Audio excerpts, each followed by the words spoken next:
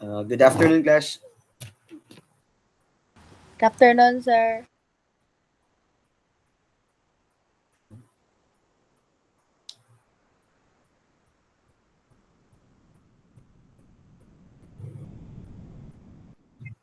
Afternoon. Klaro na ang ano? Is it already visible on your respective screen Yes, sir. on PowerPoint? Okay, that's good. Okay, we'll be talking about the primary health care, no? Or PHC, health for all approach. Okay, when you talk about primary, that's first, no? And then when you talk about health as defined by the World Health Organization, is a state of complete physical, mental, and social well being, and not merely the absence of disease or infirmity. So it's not just the physical aspect or the mental aspect, pati po ang yung social well being, no? That is free from any obstruction in achieving her goal. Pwede po na siya, no? So that's from WHO. And for the care, that's the provision of Frawas apat ato sang pasudlo ng uban ha.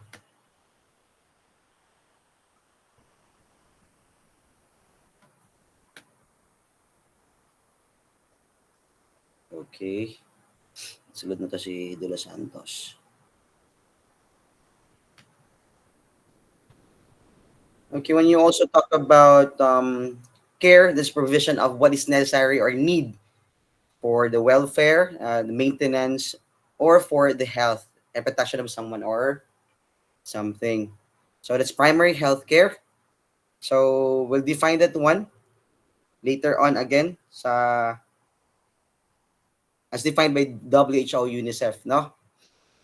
So students should these are the objectives. So students should know how to define PHC or primary health care, describe the concept of PHC and how it relates to basic health services. Third is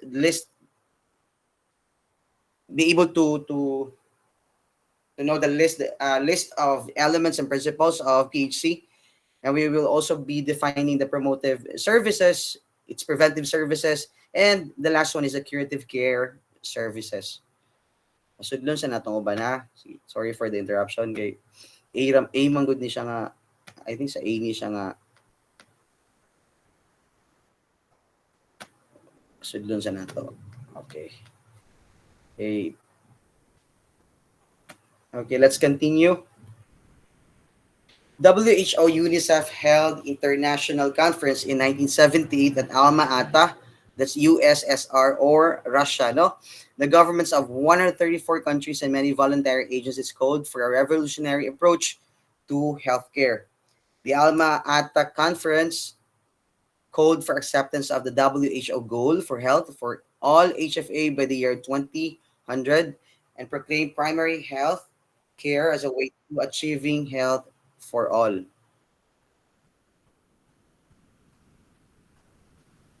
Okay, HFA means health for all. Okay.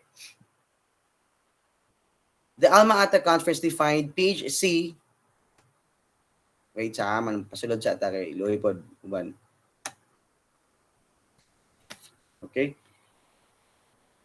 The Alma Ata Conference defined PHC as primary health care is essential health care based on practical, scientifically sound, and socially acceptable methods and technology made universally accessible to individuals and families in the community through their full participation and at a cost the community and country can afford to maintain at every stage of their development in the spirit of self-determination.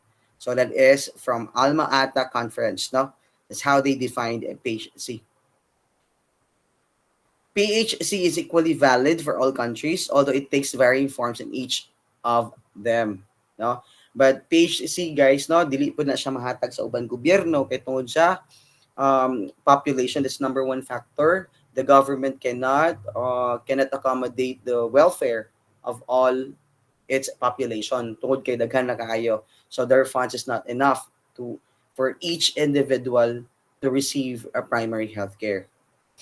The concept of PHC has been accepted by all countries as the key to attainment of HFA. That's actually their goal. No, it is accepted as an integral part of the country's health system. The following are the elements or components of PHC. Although specific services provided will vary in different countries and communities, the Alma Ata Declaration has outlined eight essential elements of PHC. Number one, health education concerning prevailing health problems and the methods of preventing and controlling them. Let's admit Mistress Reyes. No? Number two, promotion of food supply. Okay. Promotion of food supply and proper nutrition. The third element of PHC is an adequate supply of safe water and environmental sanitation or sanitation. Number four, we have maternal and child health care. So we're talking about those women are carrying child in their womb, no? So that's a baby in their womb, no? So that's usually mga buntis, no? So that's maternal and child health care. The fifth one is immunization against major infectious diseases. Okay? Um, wait, sa kasulong sa nato. Okay, this immunization against major infectious diseases such as mga BCG, mga measles. So that's one of the examples, guys, no? Polio. So that's immunization, no? After mga pila ka months, pwede na ma-immunize ang bata or na ay mga tambal or mga vaccines na you can actually do that after a week or from the time it was being born also. So pwede, no? Pero depende na sa tambal. Like for example, measles, you're not allowed to give the infant or the baby the measles vaccination, no? Mga moabot pa na siya 1 month after, no? Na pwede nimo na siya ipatake. But it depends gyapon sa manufacturer, guys, ha. Ang ang mag-depend gyapon sa manufacturer. Maybe the manufacturer siguro naghatag sa excipient or excipient nga pwede siya, compatible din siya diretso sa bata, no? So napoy inaana. So that is immunization. Number 6, we have prevention and control of locally endemic diseases. So that's number 6 element. Number 7, appropriate treatment of common diseases and injuries. So there is a proper way of treating, no, the common diseases and injuries that exist in the community. So let them in, sabi 65 na.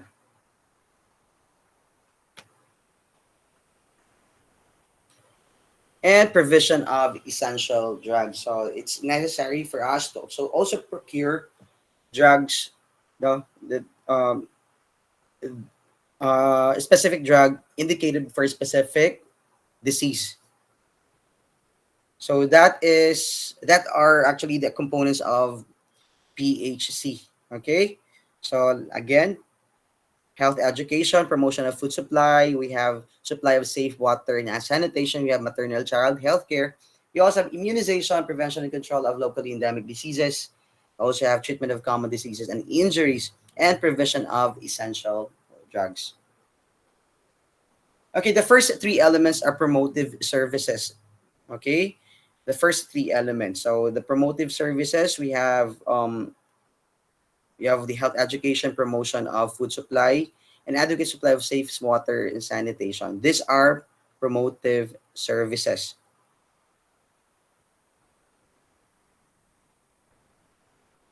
As much as possible, no, as individual, we promote these three elements, no, the first three elements. We have the middle three are preventive services.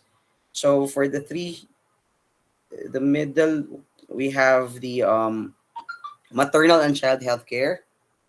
We have immunization to prevent some diseases now. So we immunize the child or the baby to prevent diseases in the future. And we also have prevention control of locally endemic disease. Uh, sorry, that's yeah, tama. And the last two, the 7 and 8, no, that is the last two services are curative care services.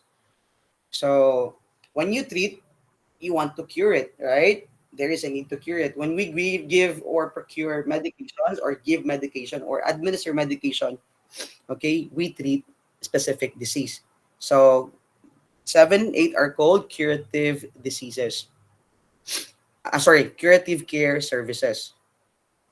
That admit sa nato.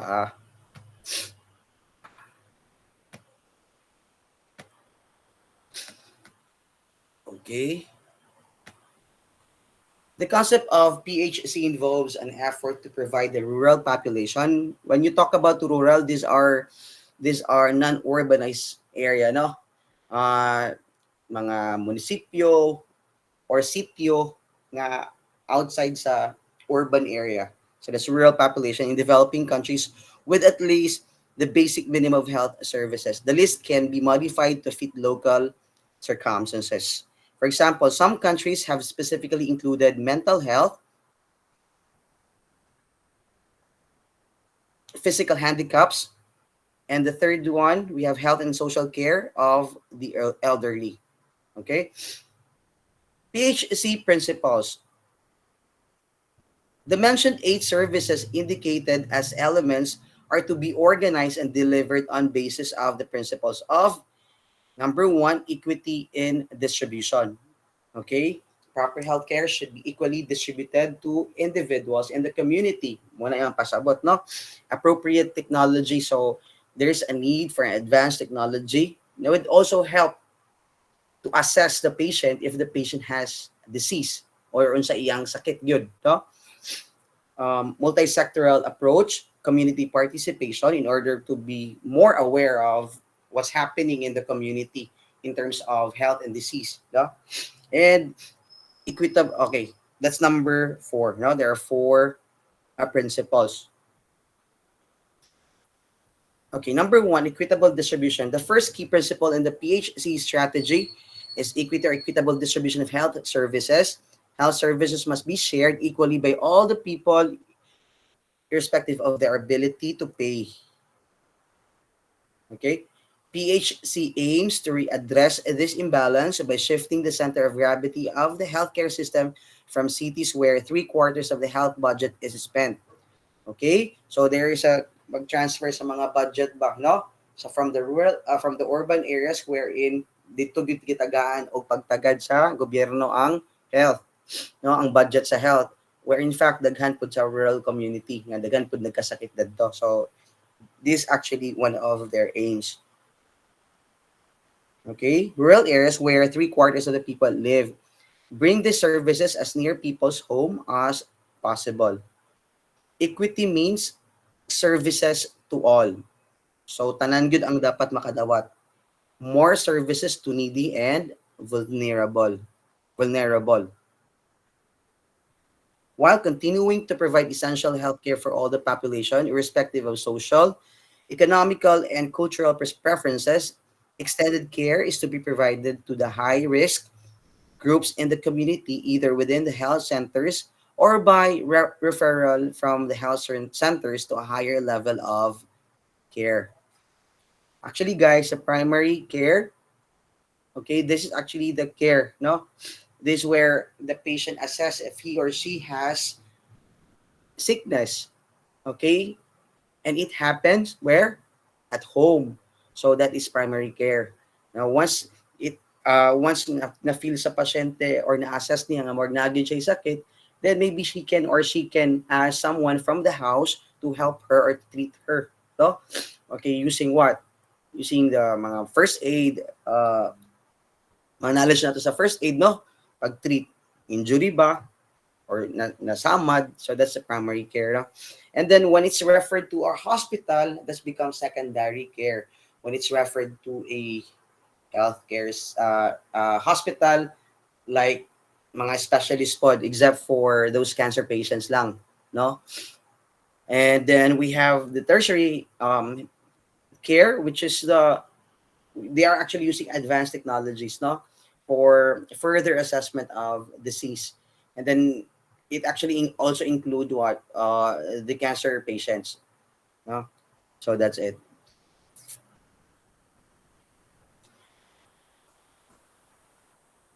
Okay, how are you going to ensure equity, guys? The population to be served must be known. The vulnerable groups are to be identified and reached.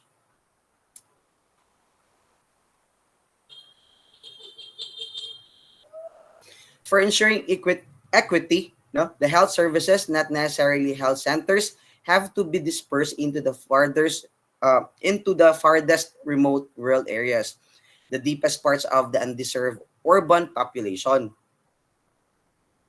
The failure to reach the needy and the majority is usually due to limited geographical access.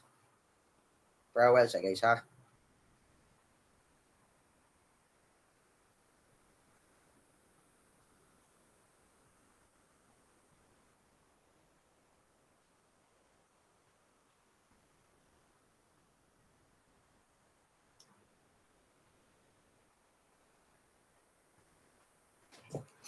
Okay, the failure to reach the needy and the majority is usually due to limited geographical access. Maybe the road, walay agihanan sa mga sakyanan, wherein tana ma-deliver ang health services, no, especially mga medications, no.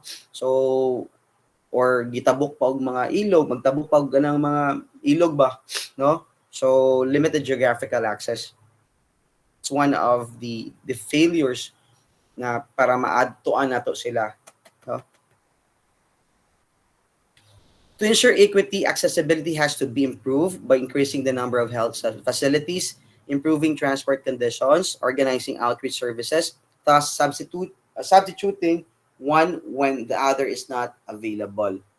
So, di lang din isa mo ito, no? Kung sa iyang duties and responsibilities of the first person, the second person should also be aware of his or her duties and responsibilities. Para kung wala siya, he can actually replace.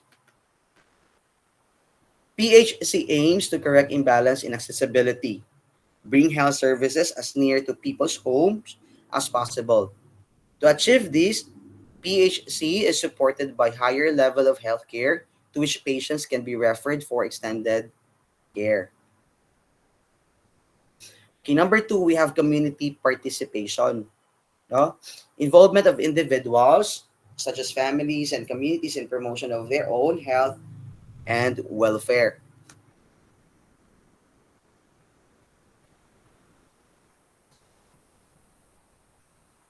Okay, in community participation, there must be a continuing effort to secure meaningful involvement of the community in number one, we have planning, implementation, maintenance of health services, evaluation of health services, maximum reliance on local resources such as manpower, money, and we have the materials.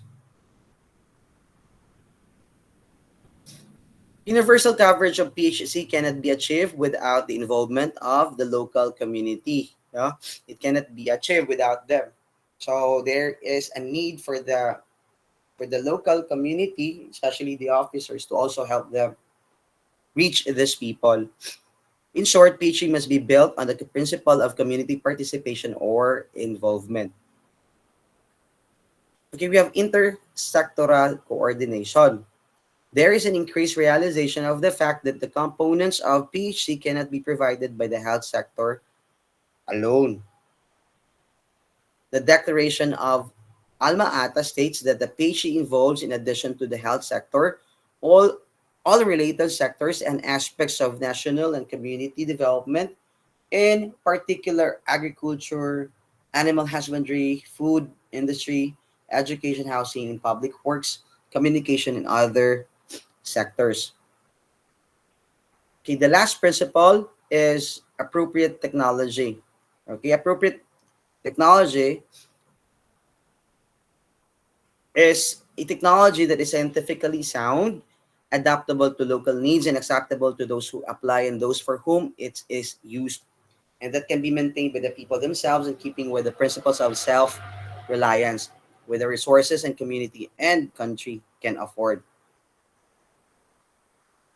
Health technologies are required not only for diagnostic maneuvers, no, mga and therapeutic maneuvers, but also for disease prevention, disease control, health promotion, health promotion. Though it is commonly perceived that person who is going to apply it is trained health professional in PhD practice, there are instances where technology may have to be applied by individual, family, community. Like for example, use of toothbrush, eyeglasses, domestic water, filters, domestic pest control. So technology should be applicable for self-use.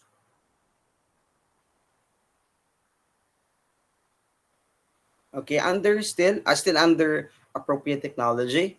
The simplicity of the technology is always desirable. Examples of such are the ORS in diarrheal disease control. Number two, we have breastfeeding and spacing, weighing for growth monitoring, and a lot more. No, especially sa mga assessment, we are actually using technology. Okay, so again, to wrap it, to summarize what we have just discussed. Okay, we already defined the um, primary healthcare. No,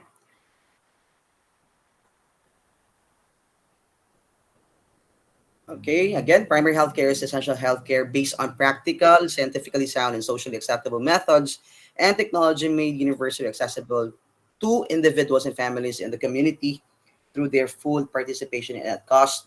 The community and country can afford to maintain at every stage of their development in the spirit of self determination. And we have 8 elements of or components of PHC. Okay, what are the health education concerning prevailing health problems and the methods of preventing and controlling them?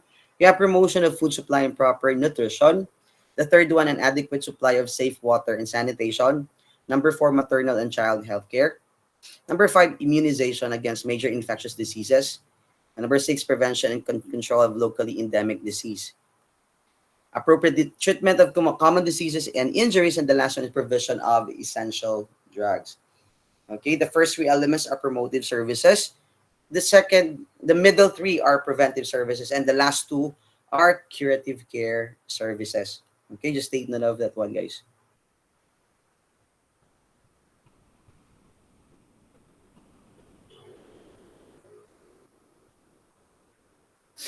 Okay, we have PHP principles, we have equity in distribution, appropriate technology, sectoral approach, and community participation.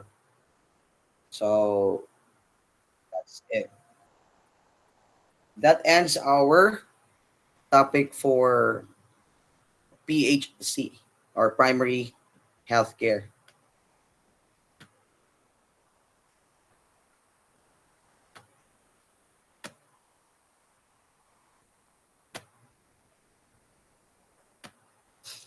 Okay, let's continue, guys, with the second topic.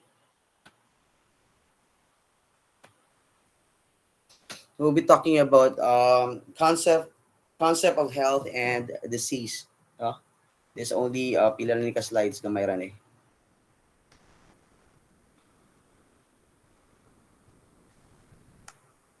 Okay, let's continue.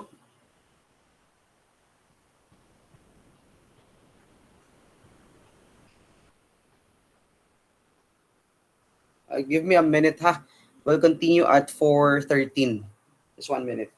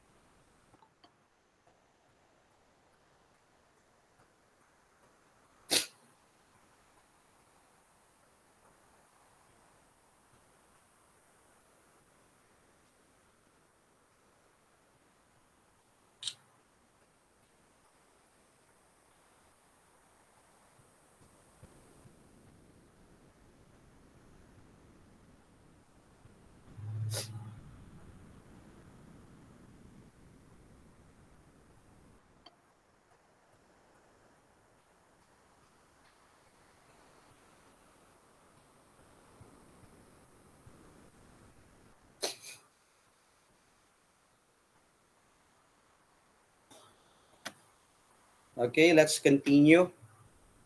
Um,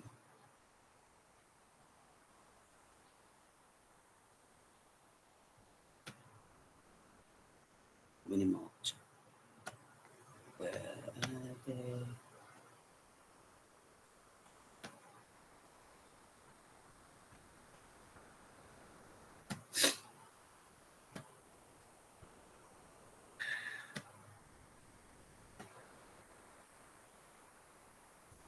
Okay, we'll talk about concept of health and disease. Maklaro na guys?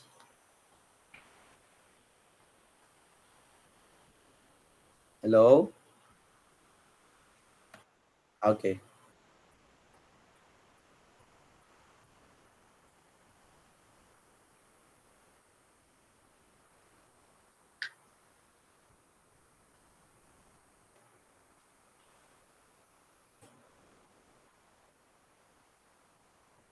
Okay, we already talked about health, no?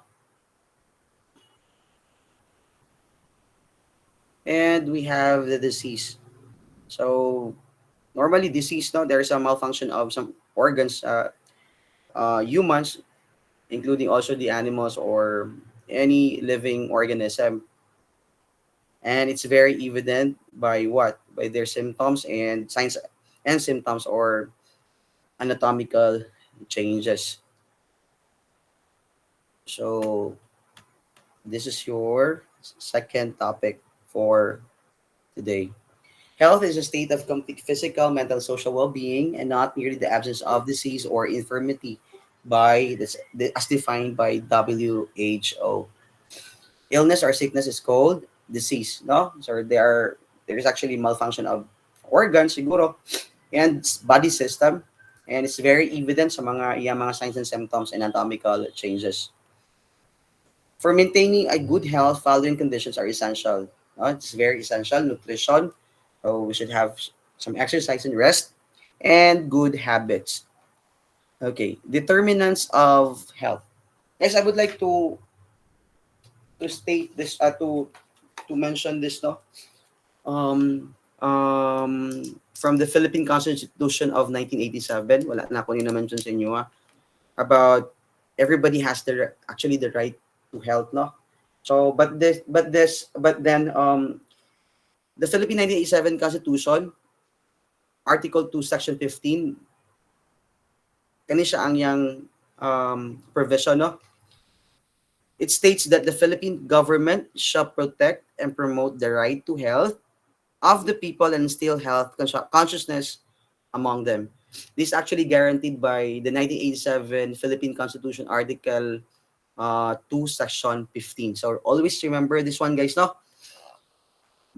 Philippine government shall protect and promote the right to health of the people and instill health consciousness among them. Okay? So determinants of health. We have the environment, heredity. We also have health services and behavior. Okay, environment could be physical, social, biological, and man-made. No, so that's one of the determinants of health. If your if your environment is dirty, unhealthy tanawon, hugaw, then normally ma-determine na daghan gyud magkasakit diya, no? So that's number one, environment. Heredity, that's namamana, no? Sa inyong parents or sa imong lola, usually usually if you are a son of ano ta, usually ang anak nga lalaki mamana niya ang sakit sa iyang mama nga babae. Yan syempre sa iyang mama. Okay, tama. Ang daughter, ang babae nga anak, mamana niya ang sakit usually sa iyang papa. So it's like that, it's opposite, no? Inana perminti na siya. Or kung dili man gani, dito sa kanununuan, no, sa lola, nga unsa tong yung sakit sa lola, pwede pod nila mamana og lolo, no? But usually sa imo gyud magpapauna. Ang mama sa lalaki nga anak moadto sa papa sa babaeng anak. Always remember that, no? And we have the health services, promotive, preventive, curative, and rehabilitative. Okay? And another determinants of health is behavior, actions, habits, reactions, belief, attitudes, and practices. Okay, okay, for the health services, when the health service is not distributed properly or equally to individuals in the community, so usually dili gid siya matagan og services, health services, and dili gid siya matagaan og assessment nga tarong, no? Or dili pud siya maayo. Kay di man maayo og tarong kay dili siya ma-treat sa iyang sakit. Because number one, di siguro mahatag ang medication sa iya. Okay? Because it's allocated only for this specific community. Dili tanan nahatagan, no? For the behavior, it's your action. Like for example, if I want to smoke, this is my decision. So, determinant of health gapon siya ang action nimo, ang behavior, no? Kung gusto ko mag-smoke, it's your own or self decision. Or if I want to stop drinking, so it's also your decision. If you keep on drinking and that's your action, and one thing for sure, in the near future, pwede po ka magkasakit, no? Usually, mga liver cirrhosis. Yan na. So, it's actually self-decision. Okay, environment considered to be the most important determinant and input of health. Okay, we have two parts: external factors and internal factors. External factors, physical aspects of environment, air, water, light, heat, radiation, gravity, pressure, and chemical agents, and a lot more. Example, man tries a great deal to control this factor. Okay, biological causes. Where was okay, biological causes. You have infectious agents of disease like tuberculosis or TB, yet TB or hepatitis B. No? Reservoir of infective agents, habitat in which the agent normally lives, grows, and multiplies includes humans, animals, and environment, and vectors that transmit diseases, plants, and animals, such as mosquito ticks, triatomine, bugs, sandflies, and black flies. Man-made environment. Okay? Housing, transport, industries, communication, artificial environment. Okay, the next factor is the internal factor, which is could be the mental health or the behavior. Mental health is defined as a state of well-being in which the individual realizes her own abilities. The behavior, ability to mix up with others, a balanced manner, observes adequate personal hygiene, and unduly non-suspicious of others.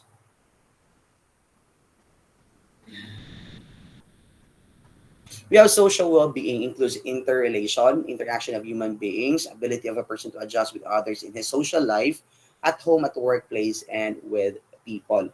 Okay?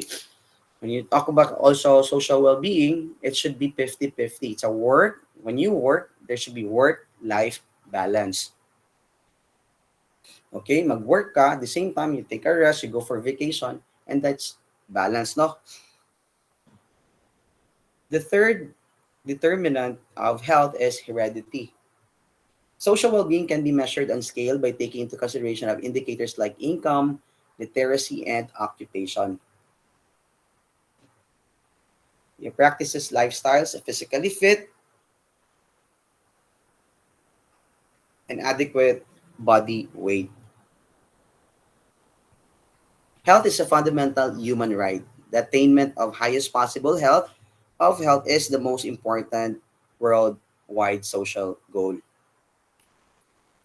Okay, the fourth determinant of health is health services. Okay, when you talk about promotive, it is a process of enabling people to increase control over. Preventive, that's prophylaxis. Like for example, nag-adto ko sa baha, no? And usually, the disease that we can get out of walking barefooted siguro sa baha, no? Is leptospirosis, no? Nga gikan sa ilaga. Okay? Pero wala pa ko na hadlok lang, o for example, I might I might have that disease later on kung dili ko mo tumarani nga tambal. So that's prophylaxis. I need to take doxycycline 100 milligram capsule. So that's prophylaxis para ma-prevent nimo ang sakit, no? Curative, okay? Okay, usually the major person for this one, no, is the physician, who's actually is the one who assess and who prescribe medications. Okay, no, assess and diagnose and prescribe the medication. You have the healthcare practitioners. Remember guys ha, ang prescribe agad o makareseta is mga doctors or good, no? Like dentist, veterinarian, o physician or doctor. No? What else? Healthcare practitioners, surgery, medications, and therapies. Rehabilitative, we have core health services. Okay, for a while. Okay, rehabilitative is a core health service. Okay, and the core health service includes availability, accessibility, affordability, and acceptability of health services. Okay, now we'll talk about disease. What is a disease? Disease is without ease and easiness. No, is defined as condition that is diagnosed by a physician or other medical expert. So the person feels uneasy because he or she is feeling not well. No? Something like that. A disorder of structure or function in a human, animal, plant, especially one produces specific sign or symptoms that affects a specific location and is not simply a direct result of physical injury. Deficiency diseases. Lack of various minerals and vitamins in our food brings various disease. This disease is called deficiency disease. Or diseases caused by malnutrition called deficiency diseases. Again, lack of various minerals, vitamins in our food brings various disease. This is disease called deficiency disease. And not only that one, if the person is malnutrition, no, it also a cause of a disease. And that is called deficiency diseases. Okay.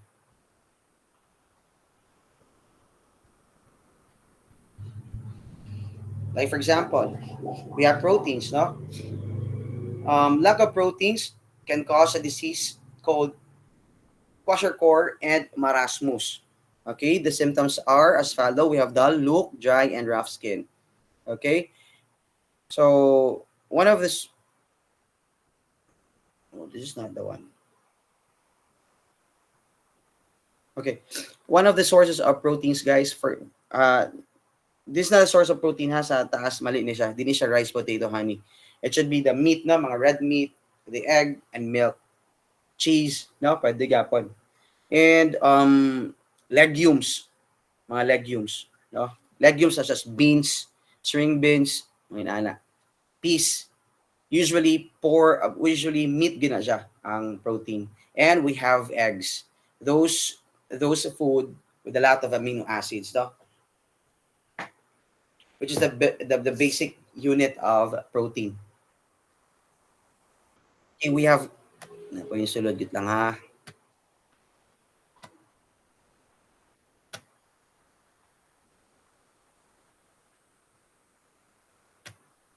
Okay,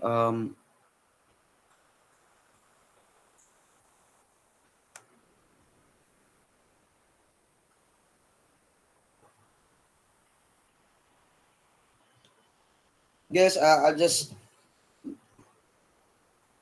ako sa ni-check ang na mali ni siya carbohydrates, no? So I'll give you, I'll just send the note sa carbohydrates, no? That's actually wrong. For kwashiorkor, it's also known as edematous malnutrition because of its association with edema, which is a fluid retention, is a nutritional disorder most often seen in regions experiencing famine. It is a form of malnutrition caused by a lack of protein diet. Marasmus is a form of severe malnutrition. So what is illness? Illness is defined as an ill health the person identifies themselves with, often based on self-reported mental or physical symptoms. Sickness is the state of being ill.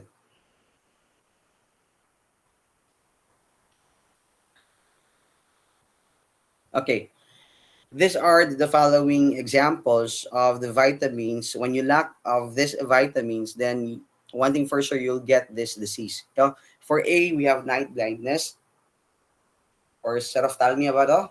No, tama ba? Serothalmia. Night blindness or serothalmia.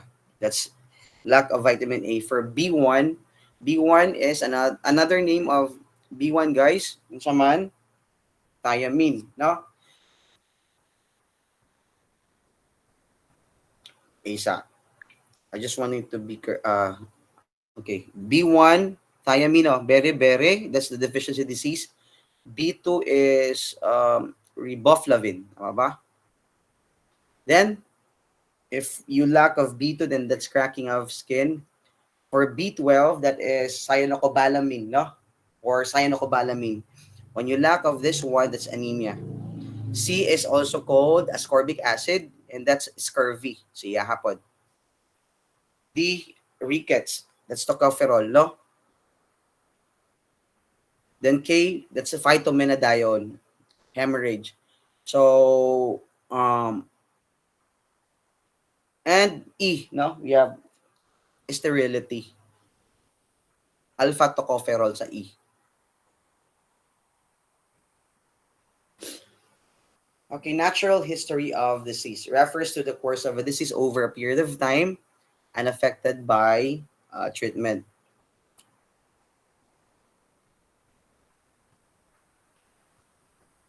Natural history of disease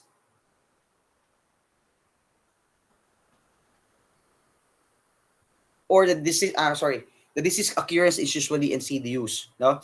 Chronic diseases evolve over a long period of time and have their own progression. So that's a natural history of disease. Okay, and these are the stages of diseases. Stage of susceptibility. Risk factors that favors the occurrence of a disease are operating in this stage. Okay? Host factors, we have the age, sex, race, history, family history, nutritional status. Environmental factors, exposure to infectious agents such as infections, no? You have infections, obesity, hypertension, diabetes mellitus, coronary artery disease, no? HT, this should be HTP, no? HPT. So anyway, this HT. And then we have a DM, that's the diabetes mellitus. Then coronary artery diseases. This is our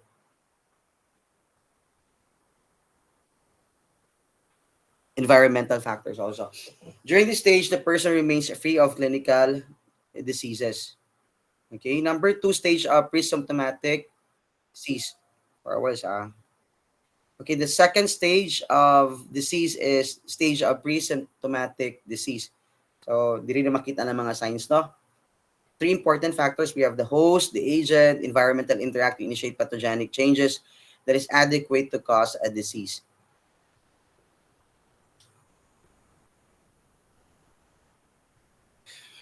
The host the host is always the human being or katong tao. Ang agent is the causative agent that causes the disease, no? That's it.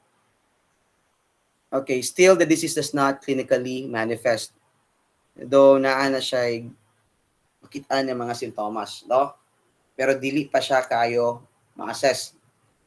Okay, the third stage is stage of clinical disease.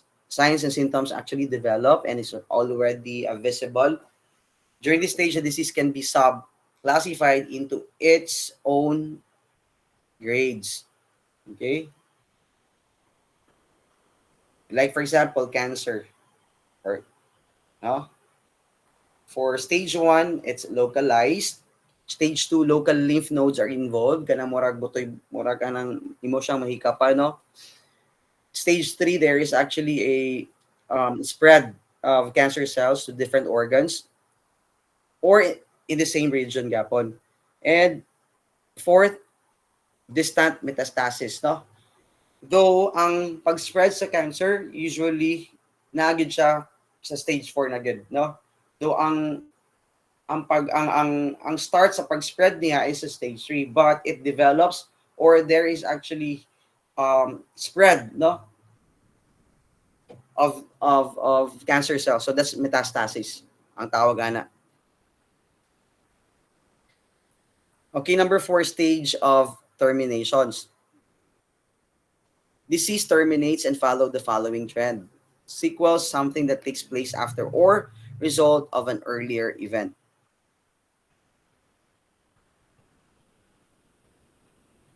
Okay, there is a spontaneous resolution. No, they are looking for uh, another treatment or option of treatment. No? And settles down, but with some sequels. And the third one result in death of the patient if dili na siya matreat. So this is actually stage of terminations.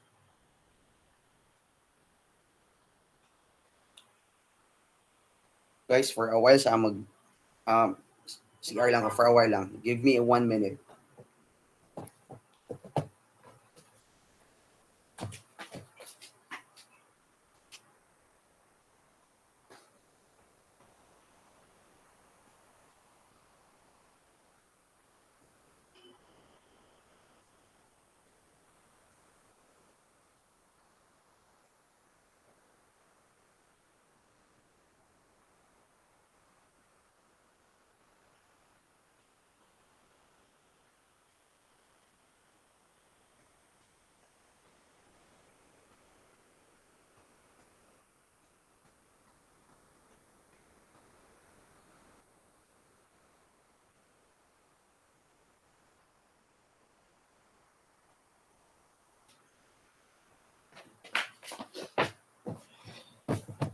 Okay, we're away now.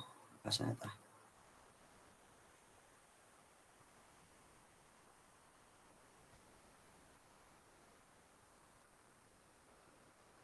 Asa na ta? Naan pa tayo. Mas mo naman ta sequels, no?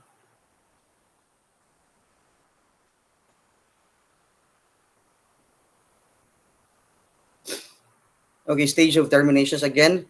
We have spontaneous resolution and there's no sequels. So we need to say there's no complication. Settles down, but with some sequels or with some complications. If there's a lot of complications already, then that's a result in death of the patient. We have the stage of sequels. Disease may extinct, but aftermath remains. Maybe an impairment is left. So when there is, then it goes to disability, no? Then handicap. Sequence of event. Disease first, then we have impairment. Depende sa organ ng iyang target, no? Then if the organ is already impaired, then there is a disability or malfunction of that specific organ that's being targeted by that causative agent. And then mahimo na din siyang handicap, no? That's a sequence of events sa disease. Impairment, any loss or abnormality of psychological, physiological, or anatomical structure or function. Like for example, loss of foot, defective vision, mental retardation. Impairment will be visible or invisible. It could be internal, guys, no? Or makita nimo sa external. Makita nimo kung naputol ang iyang kamot, that's external. Pag internal, if your liver is malfunction already, then that's internal. Dili siya makitaan. Pero makitaan na siya sa ultrasound. No? Or visible siya sa mga symptoms and signs and symptoms. Impairment will be temporary or it could be permanent. Or impairment could be progressive or regressive. Disability. What is disability? Any restriction or lack of ability to perform an activity in the manner or within the range considered normal for a human being. Handicap is a definite disadvantage for a given individual resulting from the impairment or a disability that limits or prevents the fulfillment of a role that is normal for him or her depending on her age, sex, social, cultural factors, or for that individual. No, that's handicap. Like for example, accident, no? Aksidente siya, so that's a disease. Kaya na-aksidente siya, there's a loss of foot. So na-impair siya, no? That's external impairment, no? Kaysa gawas man. Then because wala na siya TL, he cannot walk. So that's disability. He's disabled already. And since di na siya kalakaw, maglisod na siya dog trabaho, then he becomes unemployed or she becomes unemployed. So handicap na siya, no? So that's actually an example.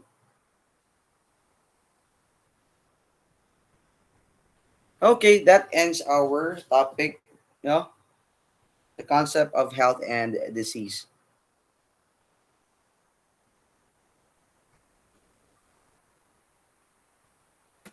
Class, any question?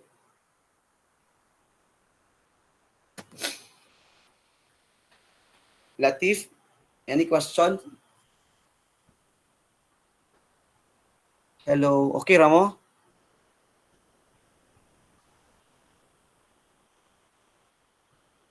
Okay. So, I'm going to announce guys kung kano sa ata mag-exam sa healthcare system, no? But one thing for sure, it's not going to be next week, no? It is after a week after next week, after our foundation days, no? So that's probably on March or the last week of March for the healthcare system, and it will be conducted during your healthcare class. Okay, same type of exam. So ano yun mo no, study lang kaysa sa to nga subject na to sa farm daghan pod na bagsak. I don't know what happened. No, it's actually a two-page summarized na notes, and then ano kay nagtunay-tabo, no? So again, thank you for coming and joining the class. I really appreciate your time. Miskan gamay na kaya itong oras pero nihatag yapon mo time sa kuha, no? So for your friends that were not able to attend the class today, tell them they can actually join the class later at 5 to 6. No? I will still be here. Okay? Goodbye. Thank you and God bless. Bye-bye. See you next week, Monday, Bye, no? sir. Thank you, Bye-bye. Bye, sir. sir. Thank you, sir. Bye, sir. Thank you. Goodbye.